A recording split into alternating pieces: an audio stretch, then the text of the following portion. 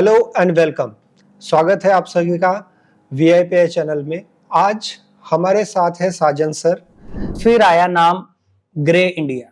वो अच्छा। कहाँ से आया, किस तरह मैं लेके आया, इसके पीछे मतलब 6 महीने की मेहनत है सर। कर देते हैं, लेकिन उन्हें करेक्ट सिनेमेटोग्राफी के लेंसेज कौन से हैं सर? पर्टिकुलर सिनेमेटोग्राफी के भी लेंसेज होते हैं। बराबर। कि ऐसे नहीं कि आपने कोई वाइड एंगल लगा लिया, सीधा आपने पूरा प्री वेडिंग या वेडिंग कर दिया। सिनेमेटोग्राफी के पर्टिकुलर लेंसेज है।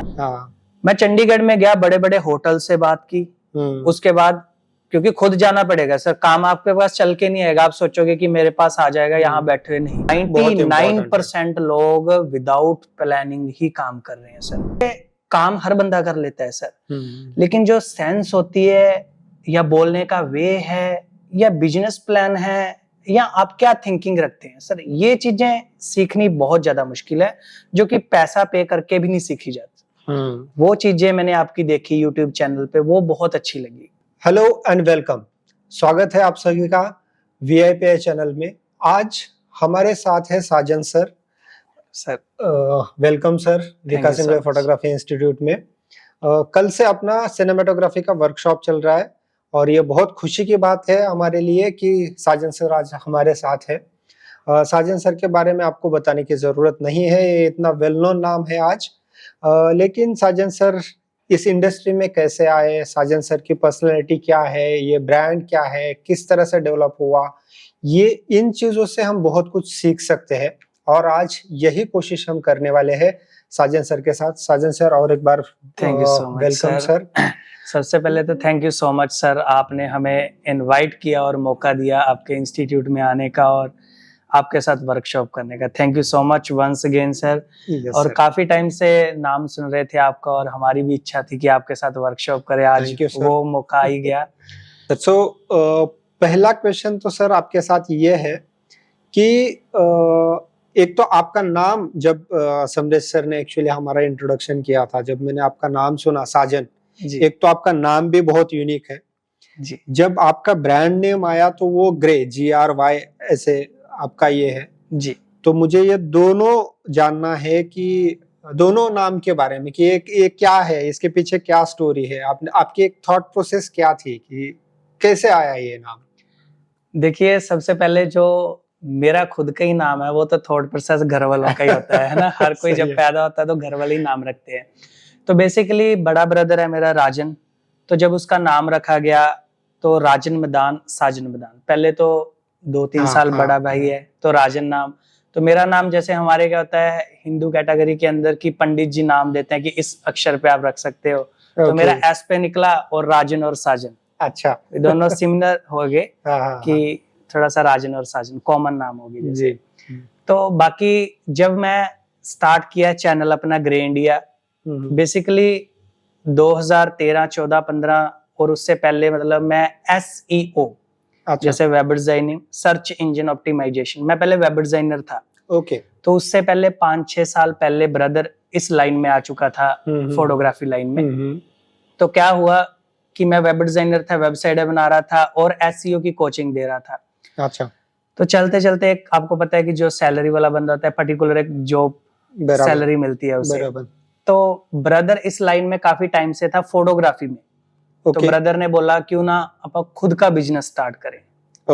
अच्छा। तो फिर मैंने, पहले तो होता है कि एक होता है ना कि फोटोग्राफर हमारी थिंकिंग ऐसी होती है, मतलब मुझे लगा कि कितनी कोई इनकम जनरेट होगी। तो उन्होंने काफी फोर्स करने के बाद मैं, चलो ठीक है, उन्होंने बोला कि मैं आपको इतने पे करूंगा, कितने सैलरी ले रहा है तो मैंने बोला इतनी सैलरी ले रहा हूँ। तो उसने उतनी सैलरी मुझे दी, कहता मेरे साथ आ जा, अपन मिलके काम करेंगे, कोई इशू नहीं। तो जब मैं उनके साथ में आ गया तो बस वहीं पे मेरा स्टार्टअप स्टार्ट हुआ 8 से 8 साल पहले। तो जब इस लाइन में स्टार्टअप हुआ, सबसे पहले मैं था फिर ड्रोन ऑपरेटर। अच्छा। ड्रोन ऑपरेटर 2 साल तक मैंने ड्रोन ऑपरेट किया। अच्छा। जब ड्रोन ऑपरेट किया उसके बाद मैं आया वीडियो एडिटिंग लाइन में।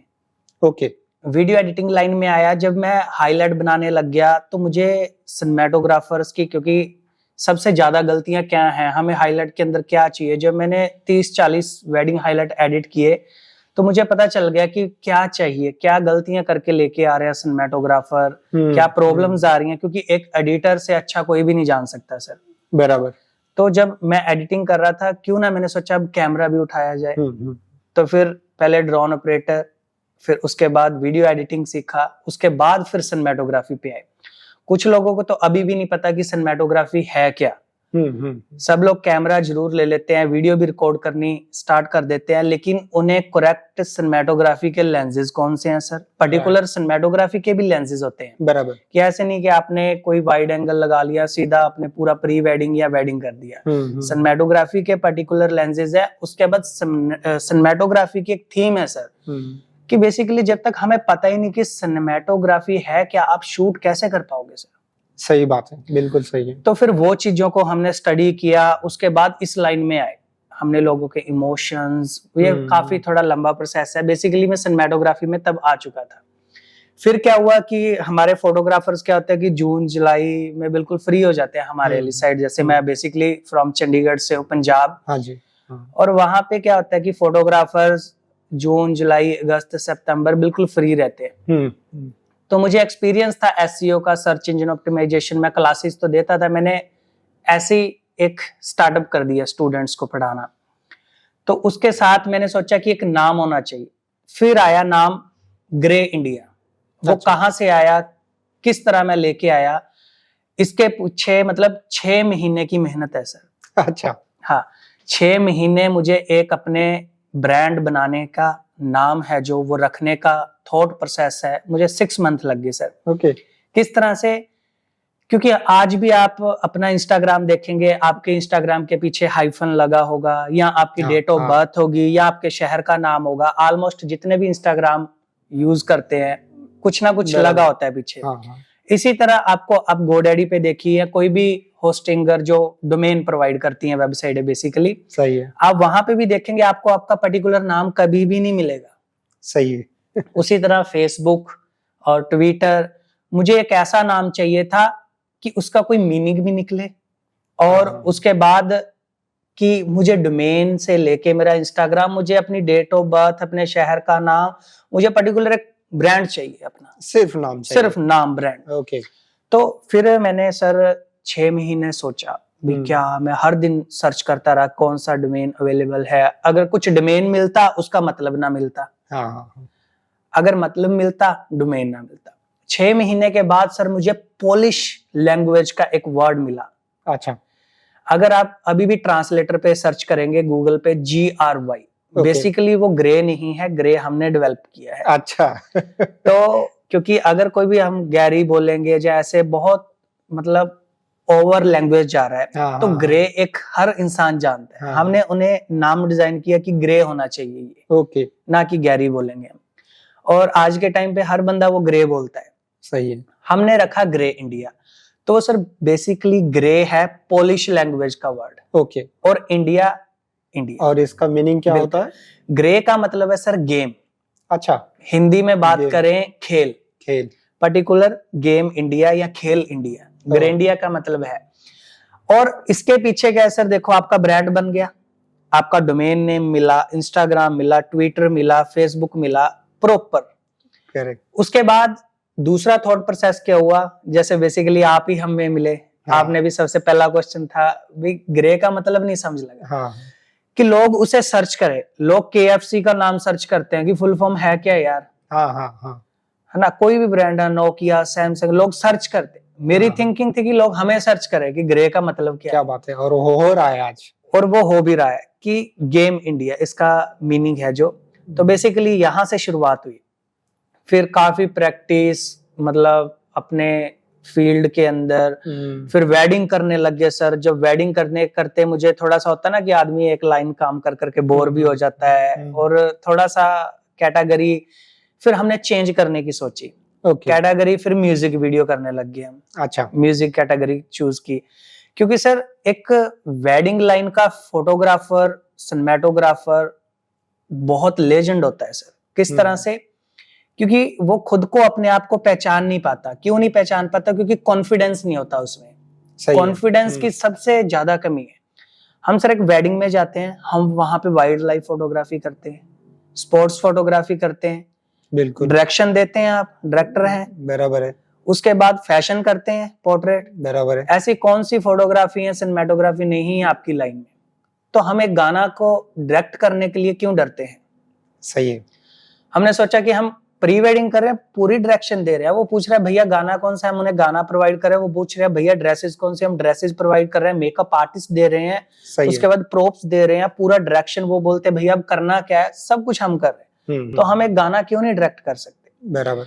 तो मैं डायरेक्शन लाइन, म्यूजिक वीडियो, फिर मैंने काफी कॉस्टली कैमरा लिया, कम से कम 25 से 30 लाख रुपया मैं अपने FX9 के ऊपर लगा चुका हूँ। अच्छा। क्योंकि कहीं ना कहीं कैमरा भी हमारी लाइन में मैटर किया, क्योंकि एरी पे सब कुछ बेस्ड था और रेड पे बेस्ड था। हाँ। उसके बाद मैंने सोचा कि अच्छा कैमरा होना चाहिए, अगर मार्केट से अच्छा बजट लेना है, अच्छी क्वालिटी आपको देनी है, तो अच्छा कैमरा भी चाहिए सर। बराबर। तो फिर म्यूजिक वीडियो करने लग गए।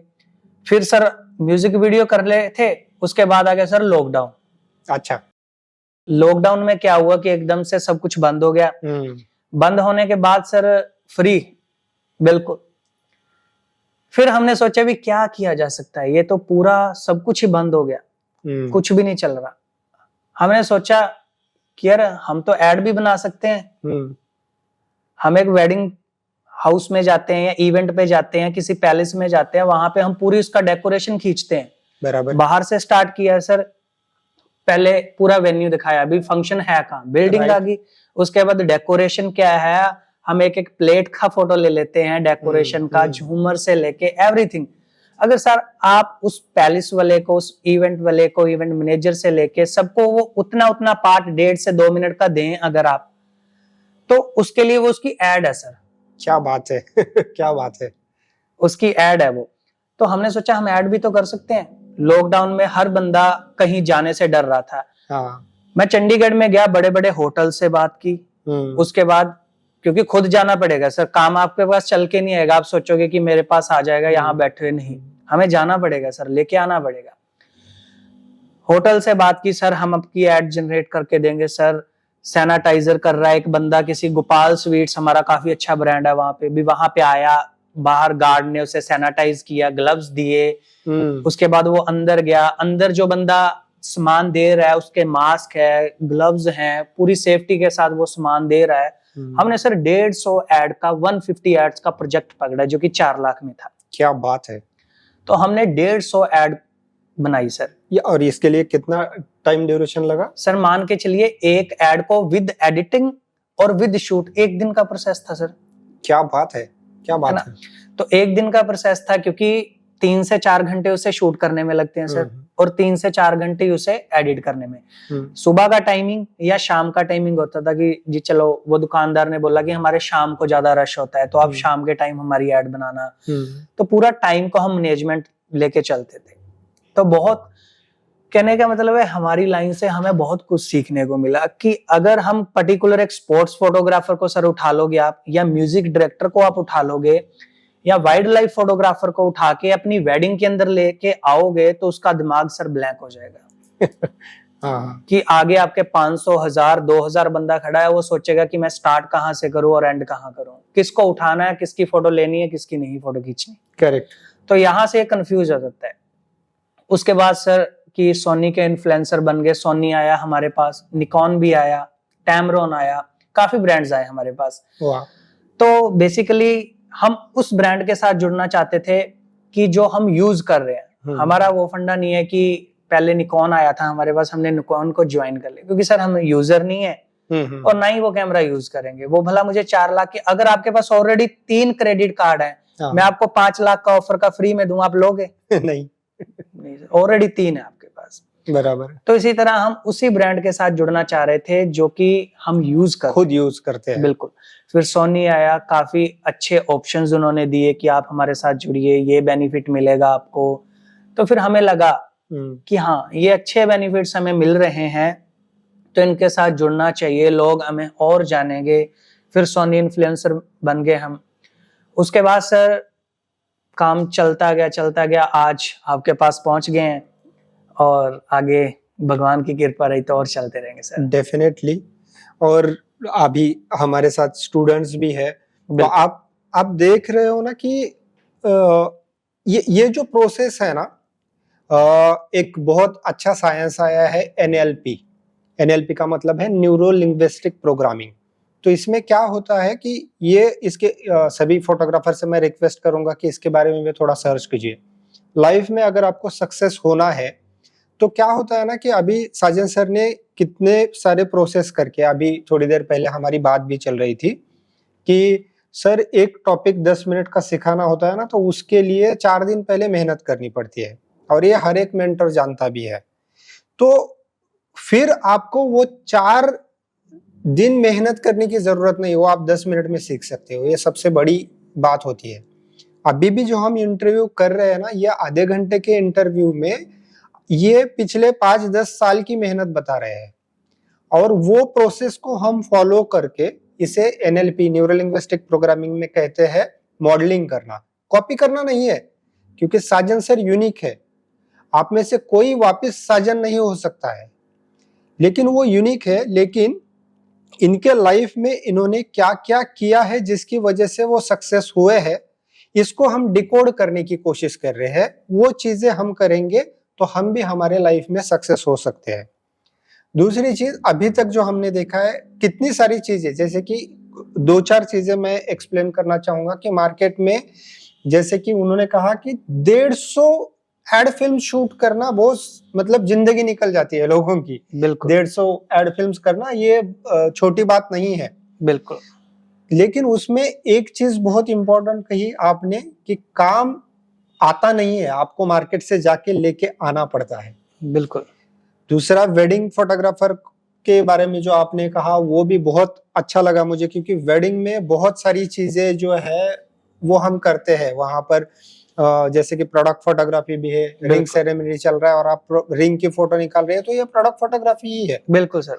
फैशन पोर्ट्रेट्स भी हम वहां पर ले रहे हैं, और बहुत सारे चैलेंजेस ले रहे हैं। डायरेक्शन की जो आपने बात की, डायरेक्शन के बारे में हम बात करेंगे तो वहां पर वन मैन आर्मी की तरह होता है ये। अभी तो हम 5-10 लोग, सर अपने आप को एनालाइज करना है कि हम क्या कर रहे हैं, क्योंकि ऑलमोस्ट सर जो सिनेमेटोग्राफर हैं या फोटोग्राफर हैं, सबसे पहली पॉइंट स्टार्ट होता है कॉन्फिडेंस की।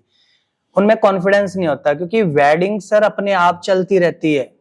सही बात है सर। तो सिनेमेटोग्राफर आगे बढ़ के बोलते नहीं, कुछ क्रिएटिविटी करने की कोशिश नहीं करता, और उनके नेचुरल मूवमेंट कैच करने, जैसे वेडिंग चल रही है वो सर उसी को फॉलो करता रहता है। बराबर है। वेडिंग फोटोग्राफर, सिनेमेटोग्राफर वहां पीछे हट जाते हैं जब पोर्ट्रेट की बारी आती है। वो बोलते हैं भाई तू करवा, क्योंकि खुद पे आया हमारे ऊपर। हाँ। तो क्यों ना हमारे पास कुछ प्लान हो सर, क्योंकि 99% लोग विदाउट प्लानिंग ही काम कर रहे हैं सर आज भी।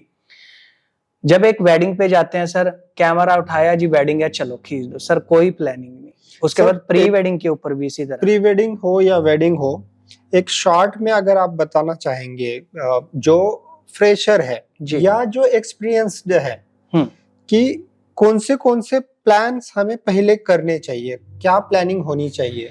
बिल्कुल सर, छोटा सा एक उदाहरण देना चाहता हूँ कि बेसिकली मैंने बताया कि मैं म्यूजिक वीडियो करता हूँ। सर आप मेरे पास 5 से 7 लाख रुपए का एक प्रोजेक्ट लेके आए हैं। ओके। क्या मैं उसे बिना सोचे समझे आप बोलूंगा कि चलो जी कल आपका गाना शूट कर दे? इम्पॉसिबल सर, पॉसिबल ही नहीं है कि मैं आपका 5 से 10 लाख रुपया किसी भी जगह पे कोई प्लानिंग के बिना मैं कहीं पे भी लगवा दूं। बराबर। इसीलिए उसकी प्री प्लानिंग बहुत जरूरी है सर। उसी तरह से हम जब कोई भी प्री वेडिंग करते हैं या वेडिंग पे जाते हैं सर, हमारे पास रेफरेंस होते हैं कि क्या करना है। अच्छा, गोवा में एक प्री वेडिंग है, वहां पे हम कौन कौन सी जगह पे जाएंगे सर, एक आप पीपीटी लगा लीजिए या वर्ड में रेडी करते हैं कि जी एक दिन में हमारी 3 लोकेशंस हैं। पहली में ये ड्रेस रहेगी, ड्रेस कोड तक सर पहले फाइनल होता है। ऐसे नहीं कि कपल लेके आया, उन्होंने बोला भैया हमारे पास तो ये है देख लो, नहीं, हम उन्हें रेफरेंस भेजते हैं। बिल्कुल वैसा ना मिले कोई इशू नहीं है। पहला पूरा शेड्यूल रेडी होता है, सुबह 10 से लेके इतने बजे तक ये ड्रेस शूट करेंगे, यहाँ पे शूट करेंगे, फिर सेकंड ये, फिर थर्ड ये। फिर हमारे पास पूरा रेफरेंस होता है कि कपल से करवाना क्या है। कि ऐसे नहीं कि वहां पे ऑलमोस्ट क्या है सर, मैंने 500 प्लस स्टूडेंट्स को पढ़ाया है। क्या बात है। मैंने नोटिस किया है कि ऑलमोस्ट वो 500 सबसे पहले सर ऑलरेडी फील्ड में वर्क कर रहे थे। किसी को 5 साल हो गए थे, किसी को 20 साल भी हो गए थे सर। मेरे पास ऐसे स्टूडेंट्स भी आते हैं। तो सर बिना प्लानिंग के वो लोग चले जाते हैं। गोवा की आपने 10 प्री वेडिंग देखी, आप बिल्कुल रेडी हो गए भी मैं प्री वेडिंग कर लूंगा वहां पे। जब आदमी सीरियसली बीच पे खड़ा होता है ना, उसे एक तरफ पानी दिखता है और दूसरी तरफ वो रेत, और वो सोच रहा है यार करवाना क्या है। ये रियलिटी है सर। सही है। तो प्लान नहीं था, उसने तो किसी की 10 प्री वेडिंग देख ली भी, हाँ बढ़िया है यार ये तो बड़ा खूबसूरत है, उसे लगेगा, लेकिन प्लान कुछ भी नहीं था सर। आपके पास शॉर्ट्स, सीक्वेंस, स्टोरी बोर्ड जिसे हम बोलते हैं, वो सर होना चाहिए। अगर मेरी थिंकिंग है कि अगर किसी ने मनी हिस्ट देखी है तो वो उसके अंदर आपको इतनी चीजें, plan A B C D सब मिलेंगे। ये क्या है? सही। हर प्लान एक फेल हो जाएगा आपका, दूसरा नहीं, दूसरा फेल होगा, तीसरा नहीं, लेकिन चौथा तो काम आएगा। लेकिन बिना प्लान के आप कहीं पे भी जाओगे तो मारे ही जाओगे सर। सही है। तो मेरी थिंकिंग है हम कहीं पे भी जाते हैं हमारे पास प्लान स्ट्रांग होना चाहिए। प्लान ए के साथ साथ बी भी। मान लो वो लड़की वो कॉस्ट्यूम नहीं लेके आई है, मान लो गोवा का पूरा सोच रहे थे, वहां से कैंसिल हो गया आपका। बहुत सारी, क्योंकि वेडिंग लाइन है सर, वेडिंग में बहुत चैलेंजेस बहुत अलग ऑन सेट चेंज हो जाता है। ब्राइड बोलते जी टाइम नहीं है पोर्ट्रेट करवाने का, मेकअप वाले बोलते हैं कि आप हमारे स्टूडियो के अंदर मेकअप नहीं खींच सकते, तब आप क्या करोगे? बराबर। तो वहां पे हमारे पास बहुत सारे सोल्यूशन है। तो ये सारे सोल्यूशन आप लोगों के पास भी होने चाहिए कि हम क्या करेंगे कि मेकअप नहीं शूट कर पाए उसके बाद क्या करोगे, पोर्ट्रेट नहीं शूट कर पाए उसके पहले या बाद क्या करोगे। सर पूरा प्लान होगा तो आप कैसे मार खा जाओगे? सही, इम्पॉसिबल। बराबर। तो प्लानिंग सबसे ज्यादा जरूरी है, और आपको बोलने की सेंस, कपड़ों की ड्रेसिंग। और सर मेरे 4 लाख फॉलोअर्स हैं यूट्यूब पे, मैंने देखा यूट्यूबर्स क्या करते हैं, मैं चाहता बाल खड़े कर लेता सेकंड ट्यूटोरियल में, लो जी ऐसा वैसा आ गया जी, साजन हेयर स्टाइल अच्छा लग रहा है। नो, सेकंड में मैं कपड़ों की सेंस चेंज कर सकता था, कोई पैंट ऐसी पहन सकता था। आप अपना एक स्टैंडर्ड मेंटेन करके रखिए अपना, कैसे नहीं कि किसी भी तरह की जो हमें असिस्ट कर रहा है लड़का चप्पल पहन के वेडिंग में आ रहा है, या उसकी पैंट फटी हुई है, या बाल खड़े हैं, वो सर यूनिक दिख रहा है, वो हमारी रेपुटेशन डाउन हो रही है। और जर्नल कैटेगरी हमें क्या देखती है, जो हमारे फील्ड के बंदे नहीं है कि ये तो फोटोग्राफर है, उसकी थिंकिंग ही ऐसी बन जाती है कि वो तो लो लेवल का फोटोग्राफर है। तो ड्रेस सेंस, उसके बाद क्या है कि खाने की सेंस भी आती है सर। एक हॉल है, मैनर्स नहीं है, मेरे साथ ही जाते हैं, मैं ऐसे बोलूं, कुछ हमारी टीम में भी, क्योंकि हमें नहीं पता होता, क्योंकि आपको मैंने हायर किया, आपके साथ कौन आ रहा है, आप तो ठीक है, मैं आपको जानता हूं। क्या करते हैं सर, जैसे ये हॉल है, यहाँ पे खड़ा है, कोई चाट पापड़ी खा रहा है, तो उस तरफ फेस कर लिया भी मुझे कोई नहीं देख रहा। और उसकी सबसे बड़ी गलतफहमी है, पूरे सभी देख रहे हैं, सभी देख रहे हैं। अगर आप खाना चाहते हो ठीक है, स्टैंडर्ड से खाओ। सही बात है ना। ये छोटी छोटी चीजें सर जो कि आपको बहुत अपर जा सकती है और डाउन स्टैंडर्ड बढ़ा सकती है। बिल्कुल, इन्हें इंक्रीज करना चाहिए। प्लान आपको बताया कि प्लान बहुत ज्यादा जरूरी है, इसके बिना तो सर मैं खुद बोलता हूँ इम्पॉसिबल है। 10 बार हम भी हारे हैं, कोई स्टार्टिंग से लेजेंड नहीं बन जाता सर। 20 बार हारे, फिर क्यों हार रहे हैं, उसके ऊपर वर्क करना है। बराबर। तो सर यही है कि इसी तरह से प्लान करते हैं हम लोग, अपनी स्टोरी बोर्ड बनाते हैं, हर चीज को प्लान करते हैं सर। बढ़िया। नेक्स्ट क्वेश्चन मेरा ये है आपसे कि आज जो नए स्टूडेंट्स आ रहे हैं, जो फ्रेश है, जिनको सिनेमेटोग्राफी में या फोटोग्राफी में करियर करना है, उन्हें आप क्या सजेस्ट करोगे? देखिए सर, कि मैं सजेस्ट करना चाहूंगा कि कोई भी फील्ड है, सबसे पहले छोटा या बड़ा नहीं होता सर। क्या बात है। वो हमारी थिंकिंग है कि वो छोटा है या बड़ा है। उसके बाद सर कोई भी फील्ड है, एक सैलून की बात कर लेते हैं, कोई 50 रुपए में हेयर कट कर रहा है और कोई 500 रुपए में कट कर रहा है। उसी तरह से हर एक फील्ड इसी तरह से वर्क करता है। हमारा फील्ड भी ऐसा ही है। बराबर। आप किस पोजीशन पे उसे ले जा सकते हो, कितनी मेहनत कर सकते हो, क्या कंटेंट आप दे सकते हो। सबसे पहले वो फील्ड हमारा बहुत अच्छा है फील्ड। अगर इस फील्ड के अंदर कोई भी आना चाहता है तो no doubt video editing, cinematography, photography जैसे आप सिखाते हैं, बड़ा अच्छा। मैंने आपका वर्क जब चेक किया तो सबसे काम हर बंदा कर लेता है सर, लेकिन जो सेंस होती है या बोलने का वे है या बिजनेस प्लान है या आप क्या थिंकिंग रखते हैं सर, ये चीजें सीखनी बहुत ज्यादा मुश्किल है, जो कि पैसा पे करके भी नहीं सीखी जाती। वो चीजें मैंने आपकी देखी यूट्यूब चैनल पे, वो बहुत अच्छी लगी कि किस तरह से बोलना है, बिजनेस प्लान क्या होने चाहिए, किस तरह से किसी से बात करनी है। ये सर कभी भी कोई खरीद नहीं सकता है। सही है। ये आपके अंदर से, जब आप खुद पे काबू पा लेते हैं तब ये अंदर से आती है सर चीजें। तो वो चीज आपकी बहुत अच्छी लगी। और मैं जितने भी सिनेमेटोग्राफर हैं या आना चाहते हैं उनके लिए सर यही सजेशन देना चाहूंगा, जो तो ऑलरेडी इस फील्ड में हैं, जब कहीं पे भी सीखने जाते हैं हमारी थिंकिंग रहती है कि कम से कम वो अपने क्वेश्चंस लेके आए। ऑलरेडी आपको 4 साल सर सिनेमेटोग्राफी करते हो गए हैं, लेकिन फिर भी आप मेरे पास आओगे कि मैंने तो एडवांस लेवल सीखना है, वहां पे आप थोड़ा सा रोंग हो जाएंगे। ऑलरेडी 4 साल आपको हो गए हैं, तो आपका कुछ एम होना चाहिए कि मैं पर्टिकुलर ये चीजें मैं सीखने जा रहा हूँ कि सिनेमेटोग्राफी के रूल्स क्या हैं, या किस तरह से शूट होती है, या कौन से लेंसेज हो गए शूट होते हैं, या कलर ग्रेडिंग किस तरह से हम कलर पैलेट डिजाइन करते हैं। राइट। तो ये मेरा एम हो गया। जिस दिन मैं ये चीज कंप्लीट कर लिया या आपने कर लिया, वो आपका वहां पे पैसे भी वसूल है और आपको वो चीज आ भी जाती है। जहां पे आप सर सिर्फ ये थिंकिंग लेके जाते हैं कि मैंने तो सिनेमेटोग्राफी सीखनी है या एडवांस लेवल सीखना है, मतलब वीडियो एडिटिंग है, वहां पे आप गलत हो जाते हैं। लेकिन अगर आप फ्रेशर हैं तो नो डाउट हमारा फील्ड बहुत अच्छा है। वहां पे तो फिर जरूरत नहीं पड़ती किसी एम की, क्योंकि वो फ्रेशर है ऑलरेडी, उसे कुछ भी नहीं पता, फिर हम गाइड करेंगे। लेकिन हमारे पास कुछ स्टूडेंट्स आते हैं और उन्हें खुद नहीं पता होता कि हम क्या सीखने जा रहे हैं उन्हें।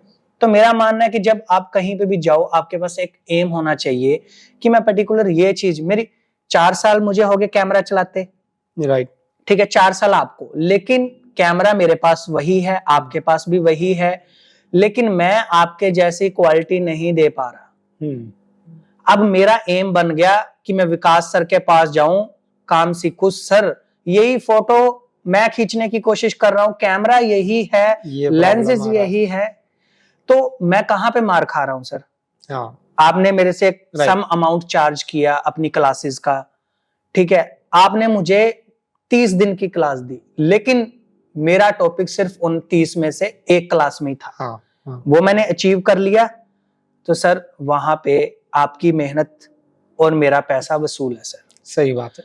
वो 29 डे को मैं नहीं गिनूंगा सर कि मुझे क्या करवाया। जर्नल नॉलेज मिली मुझे 29, कोई आप वहां यहाँ पे बैठ के गप्पे तो मारेंगे नहीं, या हमारे फील्ड से बाहर जाके कोई कहानियां सुना रहे हैं। बराबर। मेरा एम था कि मैं विकास सर जैसी क्वालिटी निकालूं, पर वो नहीं निकल रही थी। एक दिन आपने जाके 30 डे में बताया।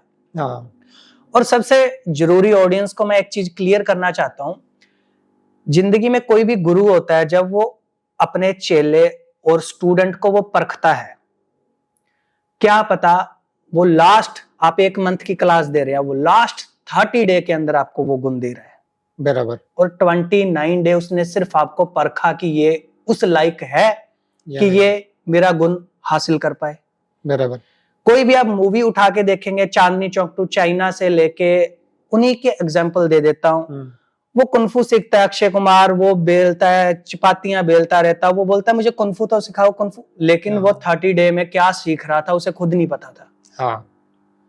सही। वो क्या सीख रहा था उसे खुद नहीं।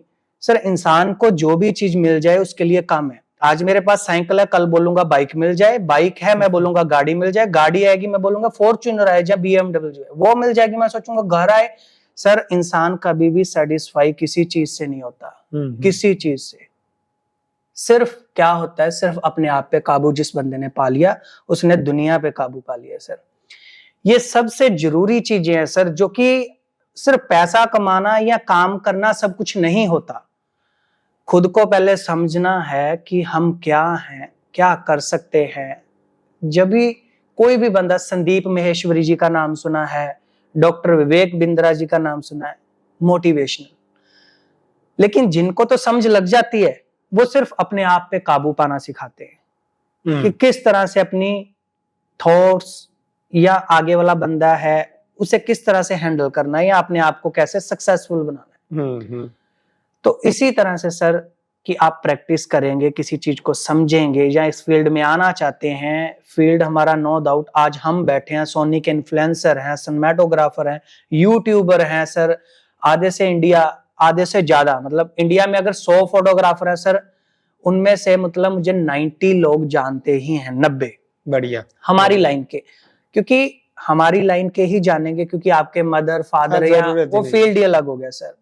और सोनी के इन्फ्लुएंसर हैं आज के टाइम पे ऑल ओवर, मतलब जितने भी सिनेमेटोग्राफर इंडिया के ऑलमोस्ट हमें जानते हैं, क्योंकि पहले तो हम सिर्फ काम कर रहे थे। अब सिनेमेटोग्राफी के अंदर अंदर सोनी इंडिया ने हमें अनाउंसमेंट किया कि साजन मदान जी हमारे इन्फ्लुएंसर हैं। बेसिकली वो भी मेरे लिए बहुत बड़ा अचीवमेंट था सर, क्योंकि इंडिया के अंदर सर हजारों इन्फ्लुएंसर हैं इनके, राइट। सोनी ऐसे किसी को मतलब अनाउंसमेंट नहीं करता, या आप किसी को पैसे देके अनाउंसमेंट नहीं करवा सकते, बिल्कुल, क्योंकि एक बहुत बड़ा ब्रांड आप किसी को पैसे देके नहीं खरीद सकते सर। तो आप में वो काबिलियत होनी चाहिए सर, कि आपको कोई आगे लेके आए। तो सोनी इंडिया ने बहुत हेल्प की हमारी, और उन्होंने देखा हमारे अंदर, और आज आपने हमारी हेल्प की, क्योंकि सर हमेशा 2 पॉइंट्स होते हैं। अगर कोई चीज आपके साथ नेगेटिव हो रही है ना, वो तो सिर्फ 20% नेगेटिव हुई है सर, 80% उसका बेनिफिट तो देखा ही नहीं आपने, बराबर है ना। मुझे आप इनवाइट किया है, यहाँ पे क्लास कौन दे रहा है, मैं, यहाँ पे क्वेश्चन कौन पूछ रहा है, मैं, उसके बाद 20 बंदों के आगे खड़ा होके बोलने की काबिलियत, कॉन्फिडेंस कौन कैच कर रहा है, मैं। सिर्फ आपने हमें मौका दिया। सही बात। और बेनिफिट किसके हो रहे हैं, मेरे। बेनिफिट सिर्फ आपके नहीं सर, आपके साथ बहुत सारे अभी नहीं बिल्कुल सर, बहुत सारे, वही है ना। अब यहाँ पे क्या हो रहा है, ऑडियंस को मैं बताना चाहता हूँ, यहाँ पे क्या हो रहा है कि सर ने बोला कि सिर्फ मेरा बेनिफिट नहीं, इनका भी है।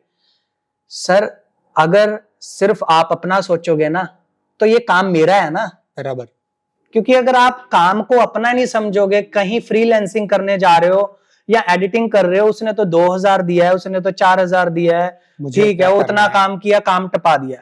सर वो तो इंसान ने अपना समझा नहीं। आज आपने हमें मुझे बुलाया है यहाँ पे, हम काम को अपना समझ के करेंगे, तो वहां पे मैं सक्सेसफुल होने से कोई नहीं रोक सकता मुझे। सही बात। जब जिंदगी में किसी भी काम को अपना समझ के करोगे सर, वहां पे आप ना कभी चूकोगे और ना ही कभी मार खाओगे। बढ़िया। तो चलिए सर, मेरा मानना है कि आज के लिए इतना ही करते हैं, क्योंकि आगे हम मिलते रहेंगे, आगे बहुत सारी अभी वर्कशॉप्स करनी है मिलके हमने, और आपसे भी मैंने बहुत कुछ सीखना है, क्योंकि आपका एक्सपीरियंस, हम आपके सामने बहुत छोटे हैं अभी। नहीं सर, ये तो आपका बड़प्पन है। नहीं बिल्कुल, हम आपसे बहुत कुछ सीखेंगे। मैं ऑडियंस को कहना चाहता हूँ, विकास सर बहुत लेजेंड पर्सन है, क्योंकि सिर्फ लेजेंड काम आने से नहीं बन जाता है, उस इंसान में वैसा गुण भी होना चाहिए। मैं मान गया कि विकास सर, आज एक एग्जांपल दे रहा हूँ, कुछ नहीं आता, लेकिन उनके बोलने की सेंस, उनकी बॉडी लैंग्वेज, किस बंदे को किस तरह से ट्रीट कर रहे हैं, ये सर बहुत सारी चीजें मायने रखता है। सही है। उस वजह से हमें आपका वर्क, बोलने का वे, बॉडी लैंग्वेज, ट्रीट कैसे करते हैं, वो सारी चीजें हमें नहीं पता। मैं सीरियसली, अगर मैं देखूं कि आप फोटो क्या खींचते हैं, मुझे नहीं पता। सबसे पहले इंसान देखता है कि बंदा कैसा। सही है।